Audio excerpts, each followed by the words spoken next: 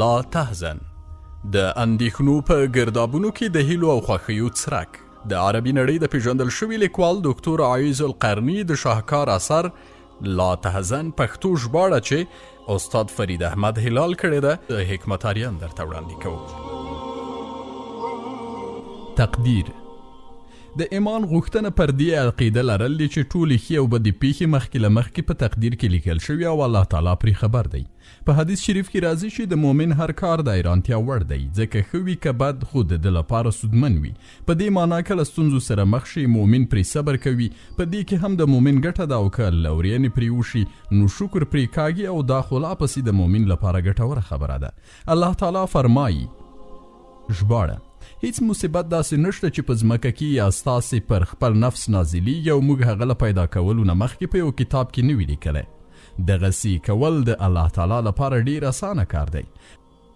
همدا شان فرمایي ژباړه: موږ هر څه له یو تقدیر سره پیدا کړي دي. دغه راز فرمایي ژباړه: کله چې څه غوښتنه کوي نو له الله تعالی څخه یې کوه، او که مرسته غواړي نو هم له الله تعالی څخه یې غواړه، او پر دې پوه شه چې دا ټوله نړۍ تا ته د الله تعالی تر لیک او تقدیر پرته د یوې ذرې هومره نه ګټه رسولی شي او نه تاوان. دغه راز فرمایي ژباړه: الله تعالی چې د کوم بنده په اړه پریکړه کوي په هغه کې د هغه لپاره خیر وي. شیخ الاسلام ابن تیمیه رحمه الله د مصیبت په اړه وپوښتل شو چې آیا په دې کې هم د بنده لپاره خیر وي؟ هغه په جواب کې وویل هو، خو په دې شرط چې په پښیمانتیا او استغفار واوړي. ترمذي حدیث نقل کړی، فرمایي غوره عبادت خوښۍ ته انتظار کول دي. آیا سباون نږدې نه دی؟ د اندېښنو سباون بیخي نږدې دی، فقط سبا ته انتظار وکړه. الله تعالی فرمایي ژباړه: څوک چې له الله تعالی نه په ویریدو کار وکړي الله تعالی به د هغه لپاره له ستونزو نه د وتلو کومه لاره پیدا کړي. بل ځای فرمایي ژباړه: څوک چې له الله تعالی نه وویریږي الله تعالی به د هغه بدي له هغه نه ایسته کړي او هغه ته به لوی اجر ورکړي. همدا شان بل ځای فرمایي ژباړه: څوک چې له الله تعالی نه وویریږي نو الله تعالی د هغه په کار کې اسانتیا پیدا کوي. عرب وایي ډیرې اسانتیاوي تر مایوسۍ او نهیلۍ وروسته رامنځته کیږي، او د عرش پر خاوند باوري کسان له ازغنې ونې نه هم ګلان راټوکولی شي. په حدیث شریف کې راځي چې زه د خپل بنده له اټکل سره سم یم، څرنګه چې الله تعالی فرمایي ژباړه: له پخوانیو پیغمبرانو سره هم پیدا شوي دي، ان تر دې چې کله پیغمبران له خلکو نه هیلې شول او خلکو هم دا وانګیرله چې عذاب په باب هغو ته دروغ ویل شوي و، نو په ناڅاپي ډول به پیغمبرانو ته زموږ مرسته ورسېدله. کله چې دغسې وخت راځي نو زموږ قانون دا دی چاته چې موږ خوښه شي نجات ورکوو. ځینې قرآن پوهانو دا حدیث هم نقل کړی چې وایي یوه سختي به هم هیڅکله پر دوو اسانتیاو لاسبري نشي. همدا شان الله تعالی فرمایي ژباړه: نو حقیقت دا دی چې له تنګسۍ سره پراختیا هم ده، بېشکه له تنګسۍ سره پراختیا هم ده. دغه راز فرمایي ژباړه: ښایي له هغه وروسته الله تعالی د توافق څه لاره پیدا کړي. په هغه وخت کې هغو ته ډاډینه ورکړه شوه چې هو د الله تعالی مرسته نږدې ده. په یقیني توګه د الله تعالی رحمت نیکانو ته نږدې دی. او په یو حدیث شریف کې راغلی دی چې د الله تعالی مرسته له صبر او خوښي له غم سره وي. یو شاعر وایي که له تنګسي سره مخ شي نو د ستونزو د هوارېدو هیله او انتظار کوه، ځکه همدغه د حل تر ټولو غوره لار ده. بل یې وایي د ژوند په بېلابېلو چارو کې څه سترګې ویښې او څه ویدې دي چې وبه شي او که نه. یو بل شاعر وایي پرېږده چې تقدیر خپلې پرېکړې سرته ورسوي، ته بې غمه ویده شه. د سترګې د پټېدو او ویښېدو ترمنځ هم الله تعالی حالتونه بدلوي. وقفه: مه خفه کېږه. د خپلو زیرمو او ماڼیو په اړه غم او اندېښنه کول د غم لا پسې ډېروي. مه خفه کېږه. دا چې ته خفه یې نو د طبیبانو درملنې او لارښوونې درته نیکمرغي نشي در بښلی. مه خفه کېږه ځکه ته د الله تعالی په ستر دربار کې وزرې غوړولی او له هغه نه غوښتنې کولی شي. مه خفه کېږه ځکه الله تعالی دغه ټوله ځمکه ستا په واک کې درکړې او ستا لپاره یې په دغه ځمکه کې هر څه تابع کړي دي، خو ته بیا هم خفه یې. مه خفه کېږه. پر خوراک څښاک سربیره پر خپلو پښو مزل هم کولی شي. له الله تعالی نه ډېره بښنه وغواړه. نوح علیه السلام فرمایي ژباړه: ما وویل له خپل رب نه بښنه وغواړئ، بېشکه چې هغه خورا ډېر بښونکی دی. هغه به پر تاسې له اسمان ښه ورښتونه وکړي، تاسې ته به مالونه او اولادونه در په برخه کړي، ستاسې لپاره به باغونه پیدا کړي او ستاسې لپاره به ویالې وبهوي. له پورتني مبارک آیت نه همدا خبره په ډاګه کیږي چې د استغفار په کثرت سره د زړه راحت، د روزي پراخي، نیکان بچي ترلاسه کیدای شي. په حدیث شریف کې راځي څوک چې استغفار ډیر غواړي نو له هر غم او تنګسۍ نه به په امان وي. همیشه د الله تعالی ذکر کوه. په ډیر استغفار ویلو روح سکون مومي او حلال روزي پرې ترلاسه کیږي. لکه چې الله تعالی فرمایي ژباړه خبردار اوسئ همدغه د الله تعالی یاد هغه شی دی چې په هغه سره زړونو ته ډاډې نه ور په برخه کیږي. همدا شان فرمایي فذکرونی اذکرکم تاسې ما یادوئ زه به تاسې یاد کړم. بل ځای فرمایي ژباړه د الله ډیر یادونکي نارینه او ښځې. بل ځای فرمایي ژباړه ای مؤمنانو الله تعالی ډیر ډیر یادوئ. بل ځای فرمایي ژباړه ای مؤمنانو ستاسې مالونه او اولادونه دي تاسې د الله تعالی له یاده غافل نه کړي. بل ځای فرمایي ژباړه او کله چې خپل رب در څخه هیر شي نو بې له ځنډه یې رایاد کړه. بل ځای فرمایي ژباړه د شپې هم د هغه پاکي بیانوه او کله چې د شپې په پای کې ستوري راګرځي په هغه وخت کې هم. ژباړه ای مؤمنانو کله چې له کومې ډلې سره ستاسې مقابله وي نو کلک ولاړ اوسئ او الله تعالی ډیر ډیر یادوئ. هیله ده چې تاسې ته به بری در په برخه وي. او په حدیث شریف کې راځي ژباړه مفردون به تر ټولو وړاندې جنت ته درومي. یارانو یې وپوښتل یا رسول الله له مفردون څخه مو هدف څوک دی؟ هغه وفرمایل هماغه نارینه او ښځې چې الله تعالی ډیر یادوي. په یو بل حدیث کې راځي چې څوک چې ډیر استغفار غواړي نو دا به له هر مصیبت نه خوندي وي. په یو بل حدیث شریف کې دی چې یو سړی رسول الله صلی الله علیه و آله وسلم ته راغی او ورته ویل چې ای د الله رسوله د شریعت احکام ډیر زیات دي او ما عمر خوړلی نو ما ته یو داسې عمل وښایاست چې په همغه کې ورننوځم. هغه صلی الله علیه و آله وسلم ورته وفرمایل خپله ژبه د الله تعالی په یاد تل لنده سات. د الله تعالی له لوري مه ناهیلی کیږه. الله سبحانه وتعالی فرمایي ژباړه د الله تعالی له رحمته مه ناهیلي کیږئ ځکه چې د الله تعالی له رحمت نه یوازې کافر قوم ناامیده کیږي. ژباړه او له غم نه مو هغه وژغوره او په دغه شان موږ مؤمنان ژغورو. د مسلمانانو په اړه الله تعالی فرمایي او دوی د الله تعالی په اړه ډول ډول ګمانونه وکړل همدغلته مؤمنان په ستر ازمیښت کې پرېوتل او سخت ولړزول شول. له بخښنې او تېرېدنې نه کار اخلئ. که پر تاسې څوک څه ظلم وکړي نو خیر دی تاسې وبخئ ځکه چې غچ اخیستونکی او حسد کوونکی د غچ اخیستنې په فکر کې د خپل زړه وینې خوري خپل راحت سرور او اعصاب له لاسه ورکوي. همداراز غوسهناک او کینهګر ارومرو زیان مومي او الله تعالی د دغې ناروغۍ درمل او له دغه زیان څخه د ځان ساتنې په لړ کې دغه دوا ښوولې چې غوسه تېره کړئ او له تېرېدنې کار واخلئ. الله تعالی موږ ته په دې اړه داسې خبر راکوي چې د مؤمن صفت باید داسې وي. ژباړه غوسه خوري او د نورو لنډپاري بخي. دغه راز الله تعالی خپل پیغمبر ته فرمایي ژباړه ای پیغمبره د نرمۍ او تېرېدنې لار غوره کړه د ښو چارو ښوونکی اوسه او له ناپوهانو سره مه نښله. ته ډېر څه لرې د الله تعالی په نعمتونو کې فکر کوه او شکر پرې کاږه. الله تعالی فرمایي وان تعدوا نعمت الله لا تحصوها. ژباړه که تاسې وغواړئ چې د الله تعالی نعمتونه وشمیرئ نو شمیرلی نه شئ. ژباړه آیا موږ هغه ته نه دي ورکړي دوه سترګې یوه ژبه او دوه شونډې او دوه څرګندې لارې مو هغه ته نه وي ښودلې؟ هو پر موږ د الله تعالی بې شمېره او پرله پسې لورینې دي لکه ژوند صحت د اورېدو لیدو د لاسونو او پښو لورینې او پر دې سربیره اسلام تر ټولو ستره لورینه ده. یوه سړي بل ته وویل چې دغه دواړه سترګې دي پر $1 بلیون پلوري. آیا غوږونه پر $1 بلیون پلوري؟ زړه دې پر $بلیونونو پلوري؟ ته څومره شتمن یې خو د دغو لورینو په بدل کې د الله تعالی شکر نه کوي. په دنیا پسې مه خفه کیږه. نیکمرغي دا ده چې د دنیوي ګټې له لاسه په وتو خفه نه شي. ستر همت همدا دی چې د آخرت غم وخوري.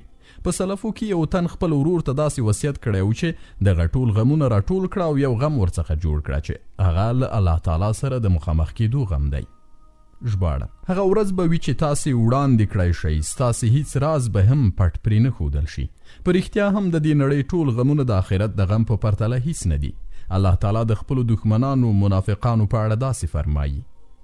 ژباړه خو یوه بله ډله چې هغوی ته یوازې همدې خپلو ګټو ارزښت درلود د الله تعالی په باب یې رنګارنګ جاهلانه ګمانونه کول. هو هلته تر ونې لاندې د پیغمبر یارانو له هغه سره د دین په خاطر په مرګ باندې بیعت کاوه. دلته یو منافق را ولاړ شو او ویل چې زما اوښ ورک دی زه باید د هغه په لټه کې ووځم. ستاسې له دغه بیعت څخه ماته خپل اوښ مهم دی. د اسلام ستر پیغمبر صلی الله علیه و آله وسلم ځای پر ځای وفرمایل په تاسې که هر چاته بخښنه وشوه خو د سره اوښ خاوند د الله تعالی په قهر اخته شو. یو منافق ته خپل ځان مهم ښکارېده خو خپلو ملګرو ته یې وویل چې په دې تودوخه کې جهادونه کولی شئ. الله تعالی یې په رد کې وفرمایل ژباړه دوی ته ووایه چې د دوزخ اور تر دې زیات تود دی. مه خفه کېږه او غمونه شاته وغورځوه. د مؤمن لپاره راحت غفلت او بیکاري مرګ دی ځکه وزګار خلک تر ټولو زیات اندېښمن او غمجن وي. نو له دې امله زه وایم چې حرکت وکړه. په حرکت کې برکت وي. له هرې شیبې ګټه واخله. خپلې وسوسې او انګېرنې شاته وغورځوه. خپل اجر او ثواب له الله تعالی نه وغواړه. خپل نیک عمل په الله تعالی پورې ځانګړی کړه او د چا د مننې انتظار مه کوه. الله سبحانه وتعالی فرمایي ژباړه د خپل رب د فضل او د هغه د خوشحالۍ په لټه کې د کعبې د محترم کور پر لوري ځي. همدارنګه الله تعالی د خپلو استازو هغه وینا راخلي چې هغوی به خپل ولس ته کوله. ژباړه زه په دې کار باندې له تاسې نه د څه اجر غوښتونکی نه یم. یو شاعر وایي څوک چې د خیر کارونه کوي نو اجر یې نه ضایع کیږي ځکه چې نیکي د الله تعالی او د وګړو ترمنځ یو شان ارزښت لري. په یوه جګړه کې یو شمېر مسلمانان په شهادت ورسېدل. نو عمر رضی الله تعالی عنه صحابه وپوښتل چې دغه وژل شوي کسان څوک وو. هغوی یې نومونه ورته واخیستل او ویل چې یو شمېر کسان پکې داسې هم ول چې صحیح ونه پیژندل شول. نو د عمر رضی الله تعالی عنه له سترګو اوښکې راتوی شوې او ویل چې الله تعالی یې ښه پیژني چې دوی څوک وو. په نیکانو کې یو تن یوه ړانده ته غوره خواړه ورکړه. نو ښځې یې ورته وویل چې دغه ړوند خو یې نه پیژني چې څه خوري. سړي ورته وویل چې الله تعالی خو یې پیژني. کله چې الله تعالی ستا د خیر او په نیکو چارو او پو او خبر دی نو د خلکو څه پروا کوي. د خلکو پر نیوکو مه خفه کېږه. الله تعالی فرمایي دوی تا ته له څه سرسري اذیت پرته نور څه نشي رسولی. که څوک سمندر ته تیږه ور وغورځوي نو سمندر ته پرې څه زیان نشي اړولی بلکې تیږه غورځوونکی به د تیږو په غورځولو ستړی شي. په کار ده چې د خلکو نیوکو ته خپله سینه لکه سمندر پراخه کړی شي او د چا د نیوکې له امله خپل مزل ونه درول شي بلکې د لا پرمختګ لپاره چټک ګامونه واخیستل شي. پر بې وزلتوب مه خفه کېږه. کله چې بدني توازن غټ شي نو روح وتړل شي. په بې وزلتوب کې راحت او سلامتیا وي. په دنیا کې زهد هغه عاجل راحت دی چې الله تعالی خپل یو شمیر بندگانو ته په برخه کوي. ژباړه په پای کې به همدا موږ د ځمکې او د هغې د ټولو شیانو وارثان یو. په دې اړه یو شاعر وایي اوبه ډوډۍ او سیوری دومره ستر نعمتونه دي چې که سره له دې هم زه ووایم چې دا لږ دي نو ما به د خپل رب د لورینو ناشکري کړې وي. امام شافعي رحمه الله وایي که د سرندیب اسمان سره زر اوروي او د تکرور کندې سپین زر را بهر کړي نو زما یې پرې څه ځکه پر ژوند مې ډوډۍ او تر مرګ وروسته مې قبر په برخه دی. زما همت د پاچایانو دی او نفس مې اصیل دی چې ذلت تر کفر کم ګڼم. هغه څه چې لا نه دي پیښ شوي نو ته په اړه له مخکې نه مه اندېښمن کېږه. په تورات کې راغلي چې د ډیرو شیانو په اړه خلک ویره لري خو هسې نه وي. په دې معنا چې وهمونه او اندېښنې تر حوادثو هم ډېرې زیانمنونکي وي. ډېر داسې اټکلونه او توقعات شته چې له سره صحت او حقیقت نه لري. دلته که څوک د تقدیر پریکړه بدلولی شي د هغه لټون دې وکړي او خپله معامله زه الله تعالی ته سپارم. الله تعالی د خپلو بندګانو لیدونکی دی. په پای کې هغو کسانو چې ډېر ناوړه دسیسې د هغه مؤمن پر ضد په کار واچولې الله تعالی له هغو ټولو نه هغه وساته. د باطل پالو پر نیوکو مه خفه کېږه ځکه تا ته د دوی د نقد او حسد له امله اجر درکړ کېږي. یو شاعر وایي د لوړو پوزو له خاوندانو سره حسد کېدلی شي د بدرنګه او ذلیلو خلکو سره څوک حسد کوي. یو بل شاعر وایي دوی زما عزت او درناوي سره زما تر مرګه پورې حسد هم کوي. افسوس چې تر مرګه د دوی له حسده خلاص نه شوم. موسی علیه السلام له خپل رب نه وغوښتل چې د ده په اړه د خلکو ژبې بندې کړي. نو الله تعالی ورته وفرمایل ای موسی پر دې خبره مه خفه کېږه. ما پیدا کړي او زه روزي هم ورکوم خو سره له دې دوی ما ته هم ښکنځل کوي. او هغه داسې چې یوه قدسي حدیث شریف کې راغلی او فرمایي بني آدم ما ته کنځل کوي او دا له هغه سره نه ښایي. ما ته د هغه کنځل په دې معنا چې دوی زمانې ته کنځل کوي او زمانه خو همدا زه یم. شپه پر ورځ او ورځ په شپه بدلوم. دغه راز ما ته د ښځې او بچي نسبت هم کوي سره له دې چې زه له ښځې او بچي څخه پاکه او منزه یم. یو شاعر وایي د کم عقل د خبرې ځواب مه ورکوه. تر دغه ځواب چوپتیا غوره ده. او داسې نورې بیلګې. شتمن خلک زیاتره په اضطراب او اندېښنو کې ژوند کوي چې له همدې امله زیاتره د وینې د فشار او یا د وینې د کمښت په ناروغۍ اخته وي. الله تعالی فرمایي ژباړه: تباهي ده د هر هغه چا لپاره چې مخامخ خلکو ته د پیغور ورکولو او په شیشه د بدیو کولو په عادت اخته دی. هغه چا چې مال یې جمع کړی دی او په شمار شمیرلو یې ایښی دی، هغه انګیري چې د هغه مال به هغه ته تل پاتې ژوند ورکړي. هیڅکله داسې نه ده. هغه به په ټڼې وڼې کوونکي ځای کې وغورځول شي. او ته څه پوهیږي چې څه دی هغه ټڼې وڼې کوونکی ځای؟ د الله تعالی اور ښه لمبه شوی چې تر زړونو پورې به رسیږي. هغه به په خورېدو سرپوښ کړی شي، په داسې حال کې چې هغه به په لوړو ستنو کې ایثار کړی شوی وي. یو لویدیځواله د پوهوي خپل کار سم وکړه او بیا هر کمزوري کره کتونکي ته شا کړه.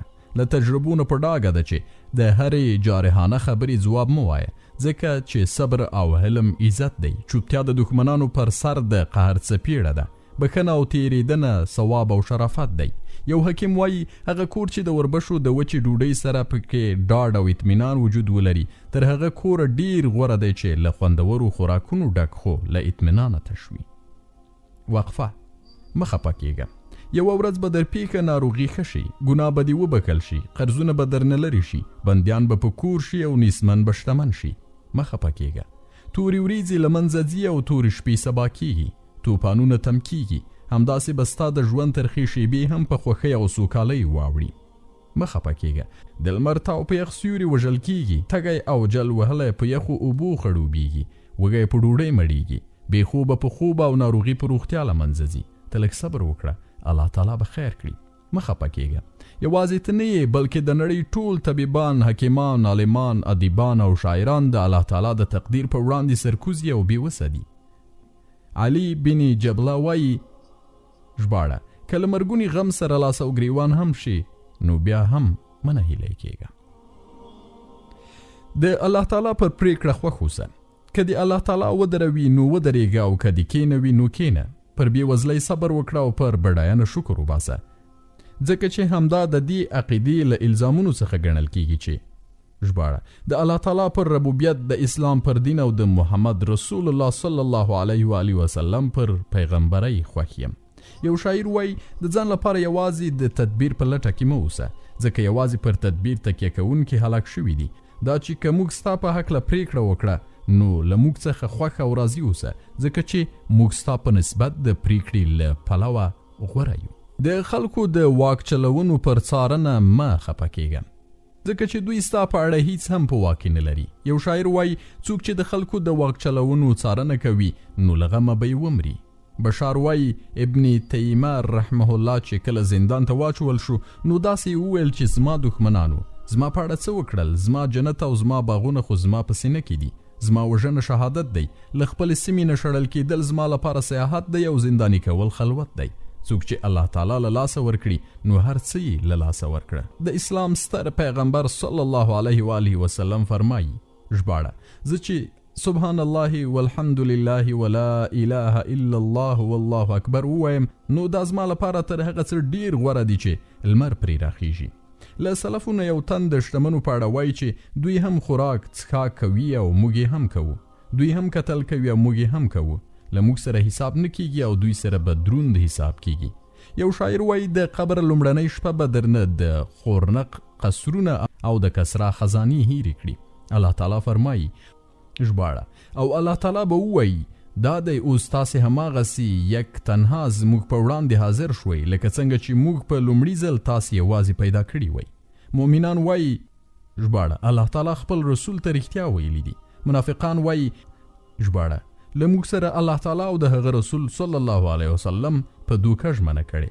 ژوند د افکارو له سنت نه منځته راځي، او له کوم افکارو نه چې ته ګټه پورته کوي همدغه ستا پر ژوندانه اغېزمن دي. هغه نیکمرغه دي او که بدمرغه.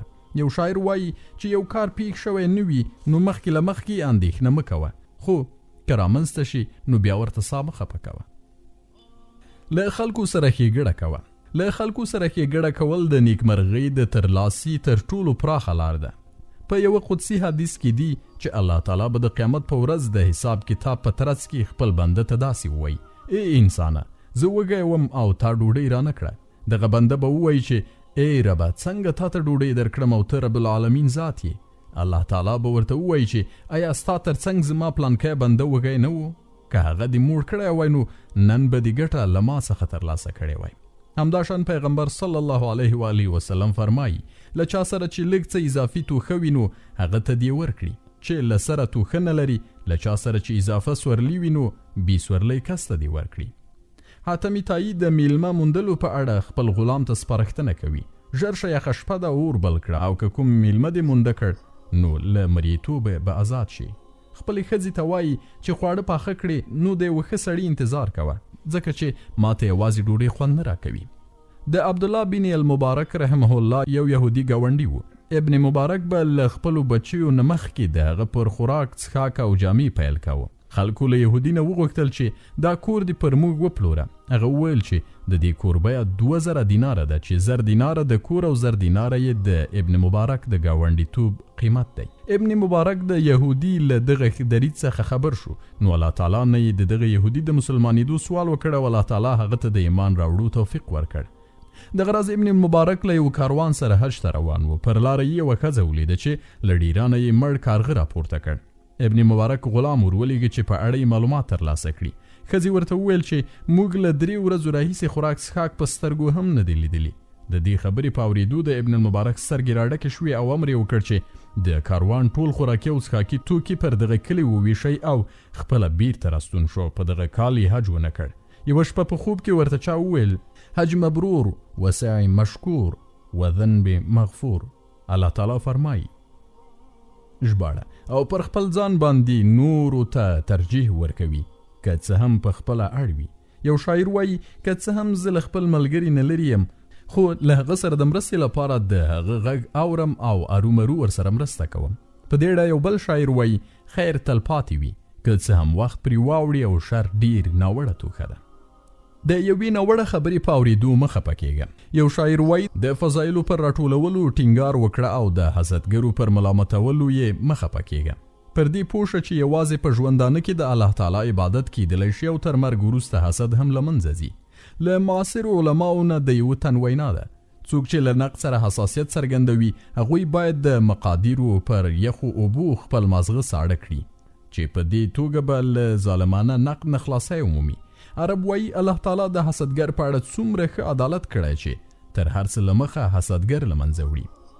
متنبي وایي د یو انسان په ښه یادولو سره هغه نوی ژوند مومي، هغه که باقی پاتې هم نشي نو بس دی. پوهان وایي بېزړه سړی په پرله پسې ډول مري، قهرمان او اتل یو ځل مري او کله چې الله تعالی د خپلو بندګانو په اړه د خیر اراده وکړي نو د تنګسو په توپان کې هم پرې د خوب پرکالي راولي. وګوره د احد په غزا کې په طلحه رضی الله تعالی عنه دغه ډول ډاډمنه پرکالي راغلی وه تر دې چې توره یې څو ځله له لاسه پرېوتې وه. دلته اهل بده هم خپل ځان پرکالي لري. وګوره نامتو اتل شبیب بن یزید د خپلې کچرې د پاسه ویده شوی و. د غرض د هغه ښځه غزاله هم هماغه قهرمانه ښځه چې حجاج بن یوسف یې شړلی و د جګړې په تاوده ډګر کې پرې د خوب پرکالي راغلی وه. یو شاعر وایي زمری وي خو په جګړه کې ورڅخه اوښ مارغه جوړ شي چې په یوه شپیلۍ تېښته کوي ولې د غزالې په څېر مبارزه نشي کولی. الله تعالی فرمایي ژباړه دوی ته ووایه تاسو چې زموږ په باب کوم شي ته سترګې په لار یاست هغه له دې پرته بل څه دی چې له دوو ښېګڼو نه یوه ده او موږ چې ستاسې په باب کوم شي ته سترګې په لار یو هغه دا دی چې الله تعالی به خپله تاسې ته سزا درکوي یا به یې زموږ په لاسونو درکوي. ښه نو اوس تاسې هم انتظار وکړئ او موږ هم له تاسې سره منتظر یو. دغه راز فرمایي ژباړه هیڅ ساکښ د الله تعالی له حکم پرته نشي مړ کېدی. د مرګ نیټه لیکل شوې ده. څوک چې د دنیا د ثواب په اراده کار وکړي هغه ته به موږ له همدې دنیا نه ورکړو او څوک چې د آخرت په اراده کار وکړي هغه به د آخرت ثواب ومومي او شکر ایستونکیو ته به موږ ارومرو د هغه مکافات ورکړو. یو شاعر وایي په جګړه کې له قهرمانانو نه مه ویرېږه ځکه چې په تقدیر کې لیکل شوي هغه وړاندې وروسته کېدلی نشي. له همدې امله د جګړې په میدان کې له صبر نه کار اخله. په دې نړۍ کې هیڅ څوک د تل لپاره نشي پاتې کېدی. د ژوندانه لباس د عزت او درناوي لباس نه دی چې د یو بد او ناوړه انسان څخه به هم کوزولی شي. علي رضی الله تعالی عنه فرمایي په کومه ورځ له مرګه تېښته وکړم په هماغه ورځ چې لا نه و لیکل شوی او که په هماغه ورځ چې لیکل کېده له تقدیر نه ویره نشته او نه ورڅخه تېښته کېدلی شي. ابوبکر صدیق رضی الله تعالی عنه فرمایي مرګ را په زړه کړئ نو هغه به تاسې ته ژوند وبخي. وقفه مه خفه کېږه. الله تعالی له تا نه دفاع کوي او ملائک درله بخښنه غواړي، مؤمنان درته دعا کوي، پیغمبر علیه السلام دې سپارښت کوي، قرآن کریم در سره ښه ښکلې وعده کړې ده او پر دې سربیره الله تعالی ارحم الراحمین دی. مه خفه کیږه، یوه نیکي له 10 څخه تر 900 چنده پورې لیکل کیږي او بدی فقط په خپل مثل سره. مه خفه کیږه، ته د توحید د لارې لاروی او قبلوال یعنی اهل قبله، ته د الله او رسول صلی الله علیه و آله وسلم په مینه مست یې، په ګناه پښیمان او پر نیکۍ خوښیږي ځکه ته ډیر ګټور انسان یې. صبر پر مصیبتونو د بری لار ده.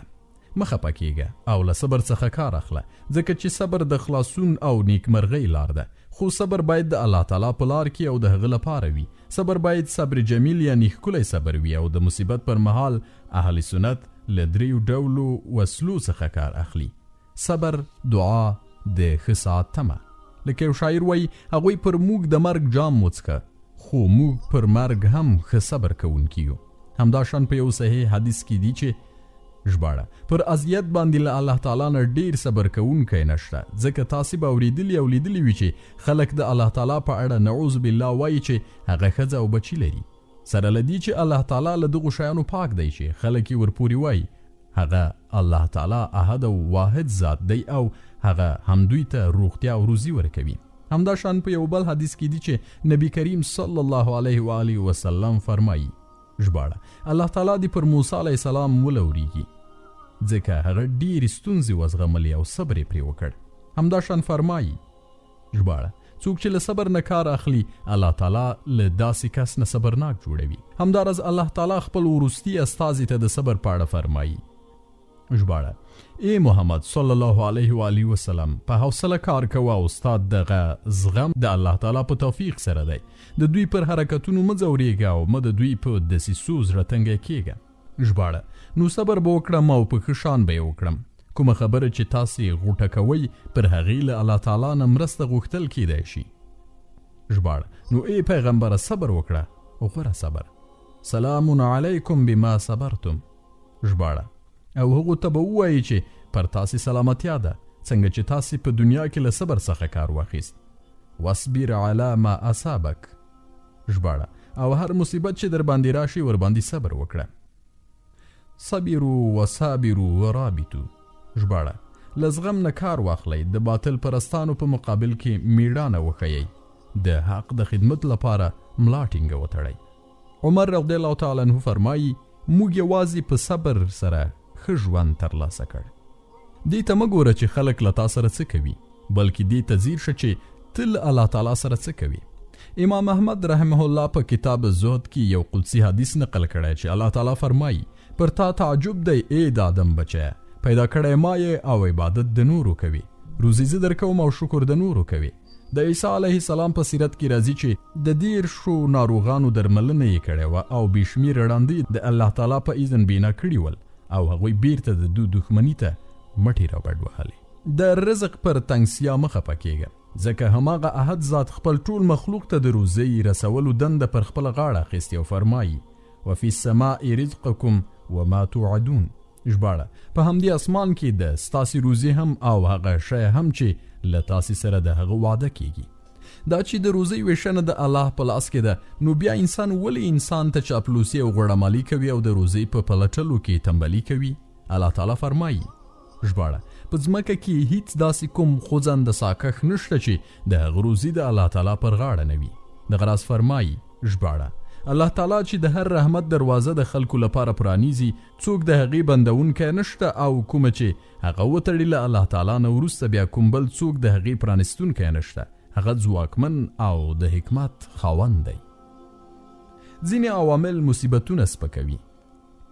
ژباړه لومړی له الله تعالی نه د اجر او ثواب غوښتنه. ژباړه صبر کوونکو ته به خپل اجر بې حسابه ورکړل شي. دویم نور غمزپلی ووینه.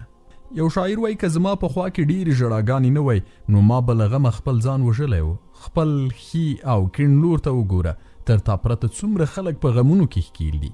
دریم درپیښ مصیبت وړوکی وګڼه. څلورم دغه مصیبت د دین لپاره نه دی. پنځم د خوښیو په مقابل کې پر مصیبتونو خوښي د بندګۍ ستر دلیل دی. شپږم د تقدیر له پیښې تېښته نشته. اووم د هر څه واک د رب العالمین ذات په لاس کې دی. له پردي شخصیت نه ګټه مه پورته کوه. الله تعالی فرمایي ژباړه د هر چا لپاره یو لوری دی هغه ته مخ اړوي نو تاسې د ښېګڼو په لوري په ځغاسته شئ. همداشان فرمایي ژباړه هماغه ذات دی چې هغه تاسې د ځمکې خلیفګان وګرځولی او له تاسې نه یې ځینو ته د ځینو نورو په مقابل کې ډېرې لوړې درجې ورکړي چې تاسې ته یې څه درکړي دي په هغه کې پر تاسې ازمیښت وکړي. بېشکه ستا رب په سزا ورکولو کې هم ډېر چټک دی او ډېر بښونکی او رحم کوونکی هم دی. انسان د بیلابیلو وړتیاو ذهنونو درلودونکي وي او زموږ د خواږه پیغمبر محمد رسول الله صلی الله علیه و آله وسلم د عظمت راز په دې کې و چې هغه به له هر صحابي نه د هغه د وړتیا اړوند کار اخیسته. لکه علي رضی الله تعالی عنه د قضا دنده ترسره کوله، معاذ رضی الله تعالی عنه د علم په برخه کې، ابي بن کعب ښه خوږغږی قاري و، خالد بن ولید د غزا په ډګر کې غښتلی قمندان و، حسان بن ثابت د شاعرۍ په ډګر کې یو په زړه پورې او نوموتی شاعر و، نو ده ته یې دغه دنده سپارلې. همداشان قیس بن ثابت رضی الله تعالی عنه د ویندویي په فن کې مهارت لره، نو ده ته یې دغه برخه ورسپارلې وه. یعنی په چا کې به چې کومه وړتیا وه نو د هغه له وړتیاو نه به یې کار اخیست. لکه چې یو شاعر وایي سخا د تورې پر ځای او توره د پرخې په ځای کې کېښودل زیانمن ثابتېږي. د نورو په شخصیت کې ډوبېدل ځانوژنه ده. د انساني صفتونو او ارزښتونو ترمنځ اختلاف د الله تعالی د قدرت له نښانو څخه ګڼل کیږي. ابوبکر رضی الله تعالی عنه په نرمۍ سره ملت ته ګټه ورسوله او عمر رضی الله تعالی عنه په خپل شدت سره اسلام ته ګټه ورسوله. ژباړه الله تعالی هیڅ نفس ته د هغه له وسې نه پورته مسؤلیت نه متوجه کوي. د نورو په شخصیتونو کې ورکېدل او په پټو سترګو د هغوی تقلید کول د خپلو ارزښتونو خاورې کول او د خپل ارادې وژل دي. ژباړه د ګوښه ژوندانه غوره اغیز له دغه ګوښه کېدو نه موخه له ابدي شرارت نه ګوښه کېدل دي چې زړونو ته خوښي ورکوي او غمونه له منځه وړي. شیخ الاسلام ابن تیمیه رحمه الله وایي بنده ارومرو باید د الله تعالی د عبادت، ذکر او تلاوت لپاره ځان ګوښه کړي او له ځان سره حساب کتاب وکړي. ابن الجوزی په سید الخاطر کې په دې اړه 3 څپرکې ټاکلي چې لنډیزې په لاندې ډول دی. ما د راحت، عزت او شرف له پلوه تر ګوښه کېدو پرته بل ښه عمل ونه لیده. په ګوښه کېدو سره انسان له هر ډول فساد او شر نه خوندي پاتې کیږي. عزلت او ګوښه کېدل په آخرت کې د تفکر او د الله تعالی د ملاقات لپاره د ځان چمتو کولو تر ټولو ښه فرصت دی. په عزت کې د نفس ذهني او ژبنۍ ټولې چارې اداره کیږي. عزلت او ګوښه کېدل د ښېګړو لپاره پرده او فضیلت د مرغلرې لپاره صدف دی. په یوازیتوب کې د صبر، مراقبت، فکر او تدبیر لپاره ښه موقع په لاس درتلی شي. د نړۍ اتلان او تاریخ جوړونکي ستر او منلي شخصیتونه ټول د عزلت پر اوبو خړوب شوي دي، نو هله پر خپلو پښو ودرېدلي او د سترتوب تر پاټکي رسیدلی دي. علي بن عبدالعزیز الجرجانی په خپله قصیده کې وایي خلک دی توند خویه بولي، خو دا په اصل کې له ذلت څخه ګوښه کېدل دي. د قصیدې تر پایه یو بل شاعر وایي ما په یوازیتوب کې راحت او سکون لاسته راوړی ده، ځکه له یوازیتوب سره اشنا یم. که خلک له ما سره اړیکې وشلوي نو زما پرې څه، ځکه چې که پوځ هر څه کوي خو پاچا بیا هم سپور وي. حمید وایي د خلکو تا ویلي ما ویلي څه ګټه نه رارسوي، نو ځکه ورسره ناسته ولاړه ګټوره نه بولم. د یوازیتوب لا نورې ګټې په کتاب العزله کې کتلی شئ. پر سختیو مه خفه کېږه، ځکه چې سختۍ زړه غښتلی کوي او ګناهونه له منځه وړي. غرور او تکبر ته د پای ټکی ږدئ. د مخلوق عاطفه او د نیکانو د دعا جلبوي، ځکه چې سختۍ زړه غښتلی کوي او ګناهونه له منځه وړي. غرور او تکبر ته د پای ټکی ږدي. د مخلوق عاطفه او د نیکانو دعا جلبوي. انسان خپل رب ته تسلیموي او د هغه پر ورکړه راضي کیږي. وقفه مه خفه کېږه، ځکه خفګان په عبادت کې کمزوري رامنځته کوي او له جهاد نه دی پاتې کوي. پر دې سربیره بدمرغي، بدګماني، شکوک او شبهات رازیږوي. مه خفه کېږه، ځکه خفګان د رواني ناروغیو بنسټ او د دردونو سرچینه ده. مه خفه کېږه چې لمونځ کوې، قرآن لولې او خلکو ته خیر رسوي. مه خفه کېږه د وزګارتیا او بیکارۍ له امله خفګان ته سر مه ټیټوه. لمونځ کوه او قرآن لوله، نور د خیر چارې ترسره کوه او د الله تعالی په دربار کې د دعاګانو لپاره لاسونه لپه کړه. مه خفه کېږه او د نیکمرغۍ قاعدې ولوله. لومړی که د خپلې ورځې په چوکاټ کې ژوند نشي کولی نو ذهن به دې ګډوډ او چارې به دې بېنظمه وي. دویم تیر هیر کړه، ځکه په تیر پسې زړه تړل بې عقلي ده. دریم په راتلونکي پورې هم زړه مه تړه ځکه هغه لا راغلی نه دی. څلورم، له نقد او نیوکو نه مه ویرېږه ځکه نقد ستا ارزښت خوندي ساتي. پنځم، په الله تعالی ایمان ساته او نیک عمل کوه ځکه همدغه سپېڅلی ژوند دی. شپږم، د الله تعالی ذکر کوه ځکه په دې سره زړه ډاډمنېږي. اووم، هر څه ته د تقدیر په سترګه ګوره. اتم، د چا د مننې انتظار مه کوه. نهم، د سختو چارو د ترسره کولو لپاره ځان چمتو کړه. لسم، هغه څه چې ستا په واک کې دي په همدې کې ستا خیر دی. یولسم، د مسلمان لپاره په څه کې خیر وي. دولسم، ته په شته حال تر ډېر غوره یې.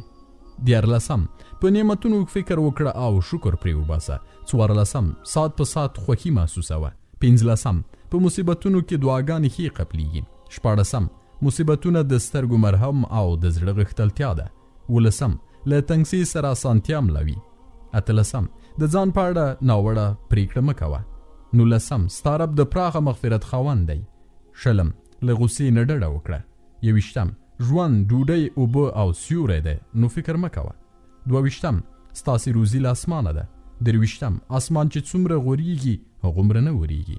څلرویشتم، له نورو غمځپلو نه پند واخله. پنځهویشتم، الله تعالی ته ګران خلک پر مصیبتونو اخته وي. شپږویشتم، د غمونو د له منځه وړلو دعاګانې تکرار کړه. اوویشتم، ګټور عمل وکړه او له وزګارتوبه ډډه وکړه. اتهویشتم، تا ویلي ما ویلي پرېږده. نهویشتم، له چا نه د غچ اخیستنې په لټه کې مه اوسه. دېرشم، ستا مصیبت ستا د ګناهونو کفاره ده. له شپږ ډوله درملو درلودلو سره هم خپی. د الفرج بعد الشدت لیکوال لیکي چې په پوهانو کې یو تن په یو مصیبت اخته شو نو خپل خپلوانې پوښتنې ته ورغلله او ویې پوښت چې څه دارو درمل دې خوړلي که نه؟ هغه په ځواب کې وویل چې هو، له شپږو شیانو څخه جوړ دارو مې کارولي. خپلوانو یې په حیرانتیا سره د دارو په اړه وپوښت چې له کومو شپږ ډوله شیانو نه جوړ شوي درمل دې خوړلي؟ ناروغ په ځواب کې وویل لومړنی شی یې پر الله تعالی باور دی. دویم یې پر دې خبره پوهېدل چې د تقدیر پرېکړه حق ده. دریم دا چې صبر تر هغه څه غوره دی چې ممتحنین یې کاروي. څلورم دا چې که زه صبر ونه کړم نو څه به وکړم. پنځم یې دا اټکل چې کیدای شي تر دې لا زیات په شر کې پرېوځم. شپږم یې دا چې ساعت په ساعت خوښي راتلی شي.